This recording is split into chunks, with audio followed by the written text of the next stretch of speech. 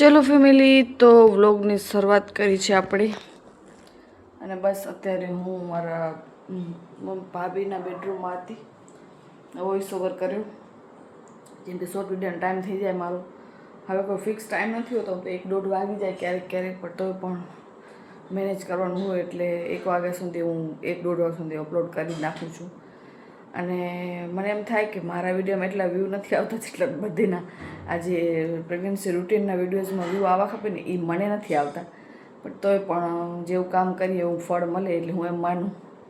પણ મને હજી આશા છે થોડીક કે થોડાક વ્યૂ આવે. લોંગ વિડીયોની વાત નથી કરતી, લોંગ વિડીયોમાં તો મને પણ ખબર છે કાંઈ નથી હોતું ખાસ, પણ તોય હું ટ્રાય કરું છું કે થોડું કરતી રહીશ અને થોડીક એક્ટિવ રહીશ. એના કારણે તો હલો હું તમને બધાને જમવાનું બતાવું કે શું શું બન્યું છે આજે.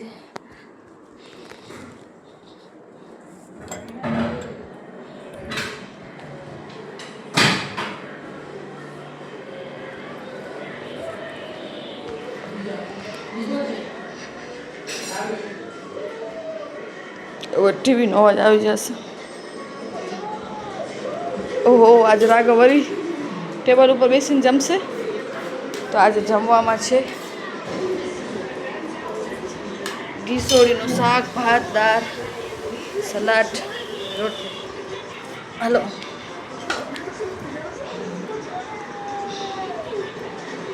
હવે જમી લઈએ. ચલો ફેમિલી, મોસ્ટ ઓફ તો છે ને બધા આ ટાઈપની ક્લિપો જ્યારે પણ લેતા હોય તો પહેલાં જાય, પછી આવે, પછી બંધ કરે અને પછી કટિંગ કરે.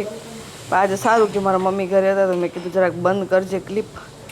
તો આખો દિવસ તો હું નાઇટીને એવું બધું પહેરી લઉં, પછી જ્યારે આજો આવી રીતે કે ફરી પાછું આવવાનું આવીને પછી વળી તમારા બધી માટે ક્લિપ લઈએ અને પછી વળી બાથરૂમમાં જઈએ અને પછી બહારે આવી અને પાછું એ જ વિડીયાને કટિંગ કરીને તમારી સાથે પેશ કરીએ.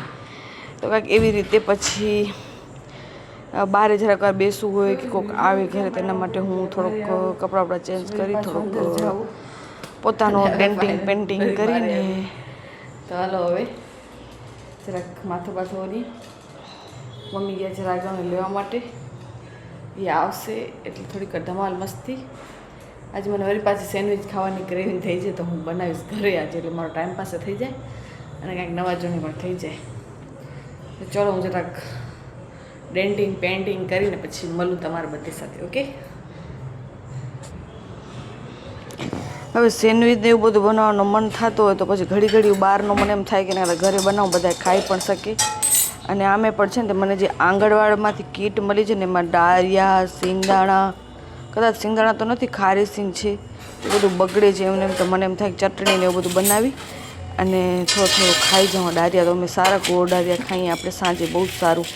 પણ મને એમને એમ નથી ભાવતા તો ચાલો એને એક અલગ રૂપ આપી દઈએ.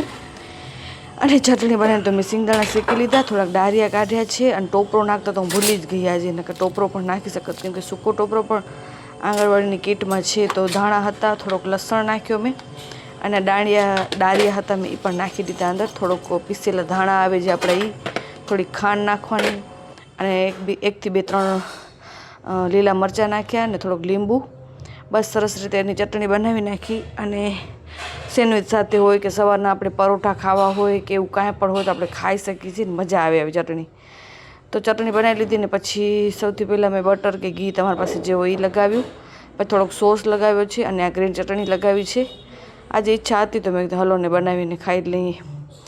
તો હવે સેન્ડવિચ ખાધા પછી હું શું ખાઉં છું ને એ જોવાનું છે, કાંઈ બીજું ભાવશે કે નહીં ભાવે. મને તો પછી નથી જ ભાવતું. આ એક બીજી વસ્તુ તમારી સાથે શેર કરવી હતી તમને કે જ્યારે પણ મેં કન્સીવ કર્યું ને તો મને એમ જ હતું કે મને કદાચ ડૉક્ટર બેડ રેસ્ટ જ દેશે. પણ ના, એ મારા નસીબ કેવો કે પછી જે કહ્યું એ કે એક્ટિવ રહી ફૂલ, એ મને બહુ ખુશી મળી કે યાર મારી સાથે એ વસ્તુ ન થઈ, કોઈ સાથે ન થાય ભલે. કેમ કે મને એ જ બીક હતી કે યાર કદાચ મને એવું કાંઈક કહી દેશે તો, કેમ કે હું છું કામવાળી, ઓલી આખો દિવસ કાંઈક ને એક્ટિવિટી ખપે મને, બેસો તો ગમતું નથી. અહીંયા આગળ મને આમ થોડાક દિવસ તો એમ જ થયું કે જાણે કેમ કાંઈ કામ જ નથી. હવે મેં મારી રીતે મારું કામ ગોતી લીધું ભલે, જો કે કેમ ટાઈમપાસ કરવો. પણ તોય ક્યારેક બહુ કંટાળો આવે યાર, પહેલેથી જ આપણે કર્યું હોય ને બધું એટલે ન મેનેજ થાય. અને બસ પછી આ સેન્ડવિચનો મશીન હતો અને રાઘવ માટે મેં ખાલી ચીઝવાળી બનાવી દીધી, પણ એને એ પણ ન ખાધી પછી પણ. અને અને પછી કાકડી ટમેટા બધું જે કાંઈ હોય તમારા પાસે વેજીટેબલવાળી સેન્ડવીચ તો અમે પણ સારી ઘરે બનાવીને ખાઈએ એ જ. હું આથી એક લીધી હતી, મને મારી ખ્યાલથી એકના 70 રૂપિયા હતા, તેના કરતાં 50 રૂપિયાનો બ્રેડનો પેકેટ લઈને બધાએ ન ખાઈ લઈએ. મેં એમ વિચાર્યું ને મારો પણ કલાક 1.5 કલાક આરામથી નીકળી ગયો, ટાઈમ પાસ થઈ ગયો એમ ટૂંકમાં. સારું, તમને મારા વ્લોગ્સ ને શોર્ટ વિડીયો કેવા લાગે, હું બનાવું કે ન બનાવું, પ્લીઝ મને કમેન્ટ કરો તો મને પણ ખબર પડે. જો આજે મને બહુ લેટ થઈ ગયું તો રાતના મને નીંદર આવતી નથી. કાલે તો હું 3 વાગે રાતે સૂતી છું, આંખ ખુલી જાય ઘડી ઘડી, કેમ કે વોશરૂમની તકલીફ મને બહુ જ થઈ ગઈ છે. વારે ઘડી હું વોશરૂમ જાઉં છું, એના થકી મારી નીંદર ઉડી જાય છે. રાતનો શું ભલે 12 વાગે 3 વાગ્યા સુધી જાગું તો પછી હું શું એટલે સવારના મારામાં થોડીક આળસ ને એવું બધું, બટ તોય પણ મેનેજ થઈ જાય રહો ધીમે ધીમે. કેમ કે અમે મોસ્ટ ઓફ ડૉક્ટર કહેતા હોય કે 2 મહિના છેલ્લા 2 મહિના આ 3rd ટ્રાઇમેસ્ટર હોય જે આપણો 7, 8 and 9 મંથ, એમાં થોડીક તકલીફ પડે જ છે. તો કંઈક એવું જ છે મારું પણ હમણાં. ઠીક છે, પણ હવે જે થશે એ બધું સારું જ થશે. તો મેં સરસ મજાની જો સેન્ડવીચ તો બનાવી લીધી છે. હવે આપણે ટેસ્ટ બેસ્ટ કરશું કે કેવી બને છે, અને તમારી સાથે શેર પણ કરીશ કે કેવી લાગી મને. બાકી ચટણી એકદમ બેસ્ટ બની હતી, મને તો ચટણી બહુ મજા આવી ગઈ. તમે પણ ક્યારેક આ સેન્ડવીચ જો કે તમે બનાવતા જશો, કહેવાની જરૂર નથી કોઈને. હવે ધીમે ધીમે હાલવું કરવું બેસવું બધું તકલીફ પડે, કેમ કે બેસાતું નથી. નીચે બેસી જાઉં છું ને પછી ઊભી પહેલાંય ના બેસી શકતી, પણ તોય વાંધો ના આવતો એમ. હવે તો સમૂર નથી બેસાતો. હાલો, તો હવે હું મારો ટ્રાય કરું કેવી બની. મસ્ત બની છે સેન્ડવીચ એકદમ, પણ થોડી કાકડી કાચી લાગે, બાકી એકદમ સરસ. એકલી દબી ગયા છે, કોઈ નહોતું ઘરે. ને પછી રાતના મેં 12 વાગે અથવા 11:30 વાગે આ પીળી ખીચડી મમ્મીને કીધું બનાવી દે. પછી કાંઈ નહોતું ખાધું રાતે બીજું, ખાલી આ પીળી ખીચડી તુવરદાળ છડિયાદાળવાળું ઘીનો વઘાર કરી અને 1 ગ્લાસ ચા સુલારી ગઈ. હવે કાલે મળું.